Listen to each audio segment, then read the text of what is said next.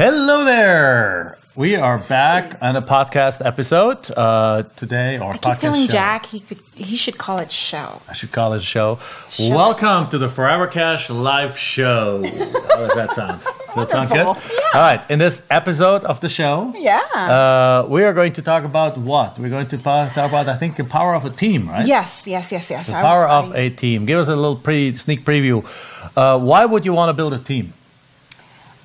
Well, I think it's increased capacity. It's freedom. It's for yourself and for your business, and that can only come with a team. All right, so we're going to talk about that in just 1 second. Welcome to the Forever Cash Life Real Estate Investing Podcast with your hosts Jack and Michelle Bosch. Together, let's uncover the secrets to building true wealth through real estate and living a purpose-driven life.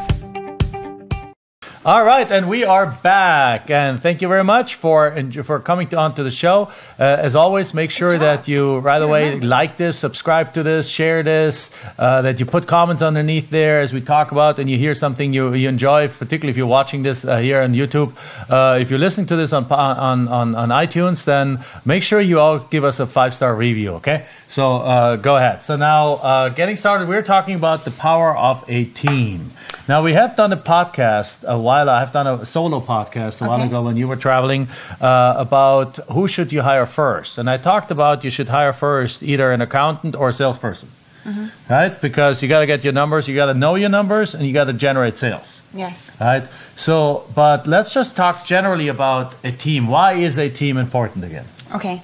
So, well, for me, I know that this was my biggest weakness. I started my entrepreneurial journey as a complete, what I called rugged individualist, where I thought I could do anything better than anyone. And so why hire someone or why take the time to train anyone when I'm wasting my time training so-and-so when I can do this faster myself and better and so on and so forth. And that's, I think, probably one of the biggest problems that most entrepreneurs have, because as entrepreneurs, you're always on drive. It's like there's too much to do for the day usually, and in order to get everything done, you just like need to be efficient. So you're training yourself to be very, very efficient, to just get stuff done. And but it also goes at the core of why you started the journey to begin with, and that was to get freedom of time, money, relationships, and purpose. Right. And so it's almost like counterproductive or like counterintuitive that's the reason why you started, but yet a lot of us find themselves wanting to do the work ourselves because we can do it better, faster, and so on and so forth, and not wanting to rely on a team, not recognizing, at the beginning, at least for me, that we could have more capacity by having a team, and not just having a team, but having the right team, a self-managing team, and not just because other people are saying it or other business owners are saying it, but really building a team because you genuinely care about people and about building people. Right. So I think a lot of people start their business journey because they are either very sick and tired of where they are right now in their jobs and so on, or because they just need to make money and they see an opportunity to make money. Now, so the first thing, the 4 freedoms are very important that you mentioned: the freedom of time, the freedom of money, the freedom of relationships, and the freedom of purpose. I think those last 2 ones are ones that most people only get to see once they have accomplished at least one of these other ones. And unfortunately, the biggest one that usually gets left behind is the freedom of time as entrepreneurs start, because they're chasing the money, and in order to chase the money, they're willing to give up the time. And yes, at the beginning, you are the jack of all trades, no pun intended here,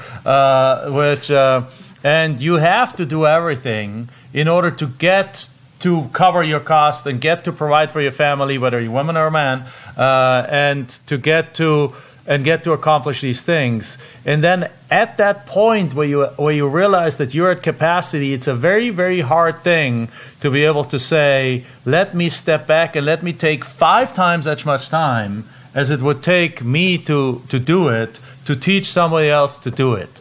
But that's the way to do it. That's what you have to do, right? You have to take that extra time, and I think that's why Michelle says, that's why you say, this was the hardest or the biggest, what is it? It was my biggest weakness. The biggest weakness, and mine too. Yeah. Because you're just like running, and in order to grow, you have to stop running and start building. Yeah. Right? Yeah.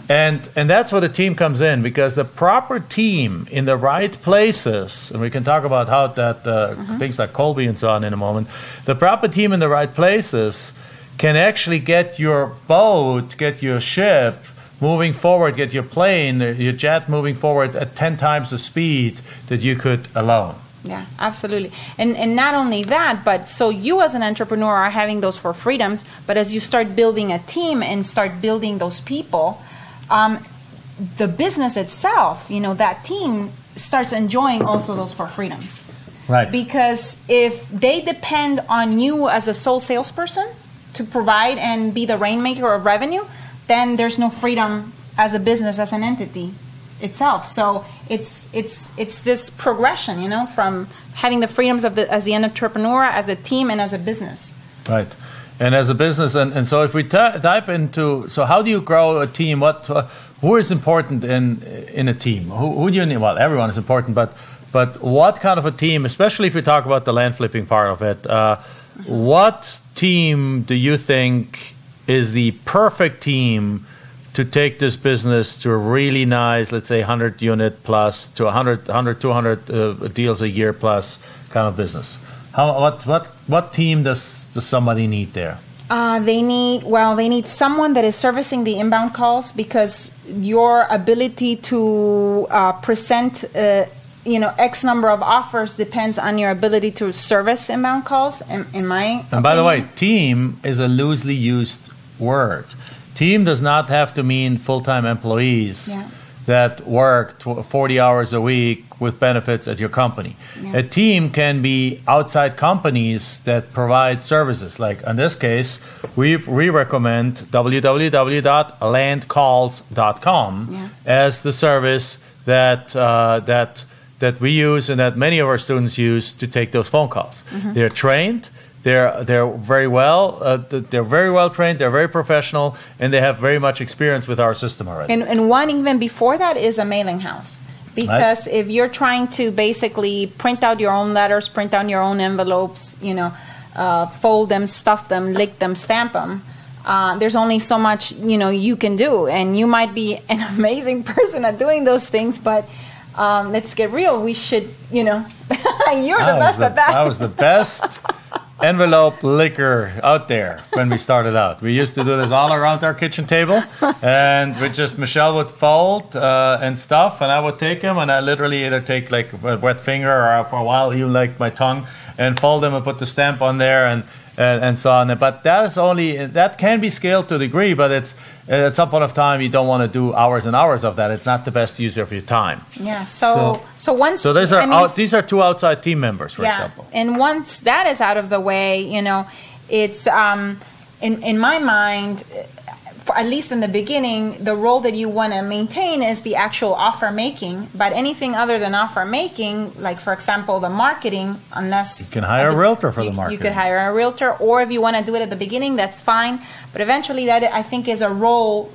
You were saying sales, that is a role that should be brought much more to the forefront earlier on in the process, and basically have someone help you on that. And as soon as you get some deals done, you need somebody to do bookkeeping for you, because that's not your best time either. You need a CPA and so on. So if you listen to that, how many full-time employees have we talked about right now? I mean, even the salesperson can be... Almost zero, right? Yeah. Almost zero. So you can literally do this business with a virtual team of contractors that, in essence, to a large degree, only get paid when something is happening, right?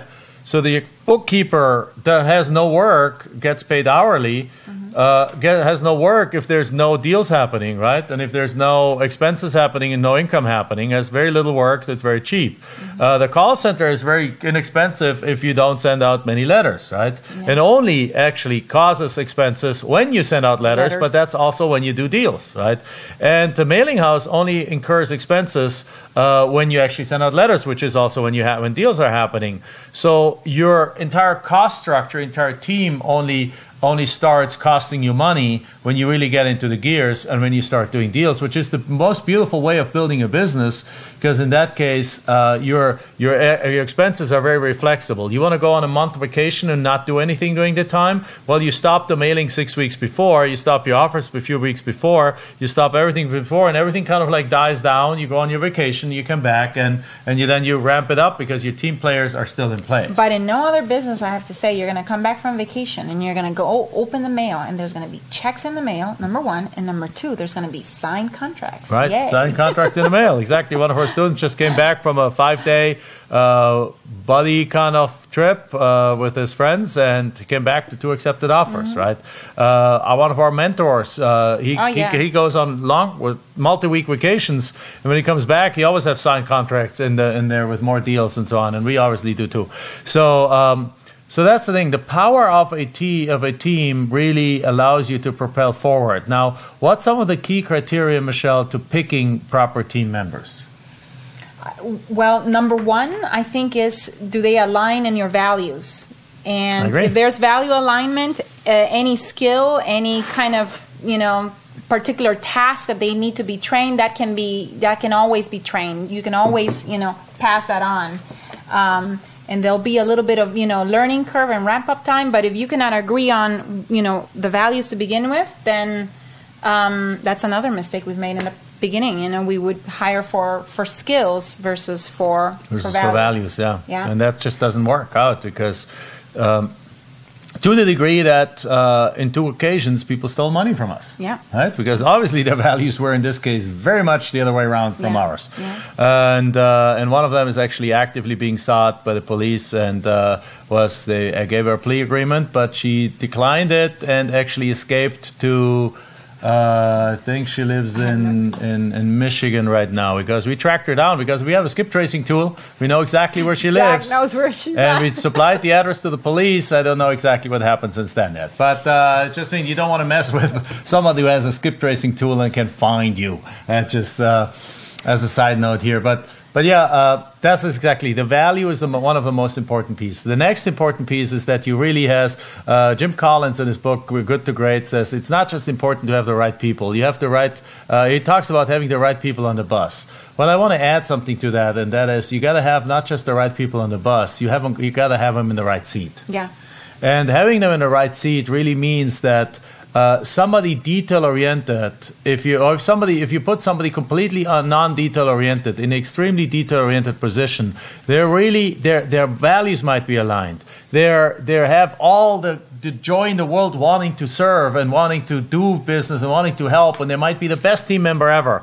But you're setting them up for failure because their nature of an non-detail-oriented person is just in conflict with the task that you ask them to do. And you can do it for a period of time, but it is exhausting. It is completely exhausting to them, and they're not going to enjoy it. Yeah. So as a result, you want to make sure that you put the right people in the right seat. And the tool we use for that. And in order to do that, though, to begin to do that or to even think about that is not just for the point of view of efficiencies that are going to affect my bottom line and therefore my profitability, but because you genuinely care about this person enjoying the 8 hours that they're giving you or however many hours they're giving you, because you want to create an environment where that is the case, Right. Absolutely. So you want to create an environment where everyone is at the right place. So therefore, they're enjoying it more, they're loving it more. And if you have somebody in a position where they love every minute of what they do, their quality of work is going to be better. Their customer service is going to be better. Absolutely. Their family life is going to be better. And their performance is going to be better. Therefore, their financial performance is going to be better because they're doing an outstanding job. They're helping the company get up. And ideally, if you run a good company, then there's like bonuses and stuff like that. Then they get a bigger piece of that too. And then overall, it propels the entire company up. And And that's another beautiful thing. Now, the tool we use for that is called what? KOLBE. We use the KOLBE. That's KOLBE. That's a test, costs $50, that actually tests people on how they are taking action in 4 areas of their life. We're not going to go much into it right now. I can perhaps do a separate podcast about that sometime. Mm-hmm. But it's a really cool tool because it'll really explain if somebody has this very high on what's called fact finder and very high on follow through, which is like the need for organization.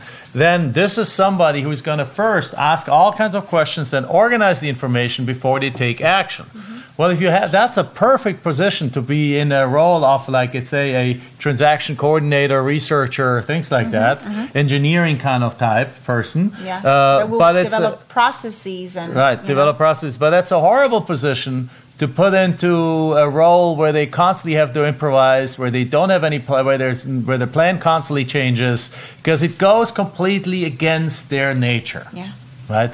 And the other way around too. If you put somebody that is not detail oriented at all and is has no interest of facts and no interest of organization, they live in an organized chaos, right? And if you put them into an engineering position where they need to track everything and organize everything and file everything, well, it's not going to work out very well. Yeah. Right? Independent of their motivation and how much they love working with you and how much you're aligned in values and so on, it's just not going to work. So this is a great tool. You check them in personal interviews for their alignment of values. You interview them for culture fit and things like that. But then the KOLBE helps you interview them and test them and check them for the fit for the actual role that they have to fulfill. Mm-hmm. Mm-hmm. Right? And that's how you build teams. But the key is, the hardest part is getting from that lone warrior part to take a step back and now start training the people around you, because every single skill at the beginning, you're going to be able to do better than they.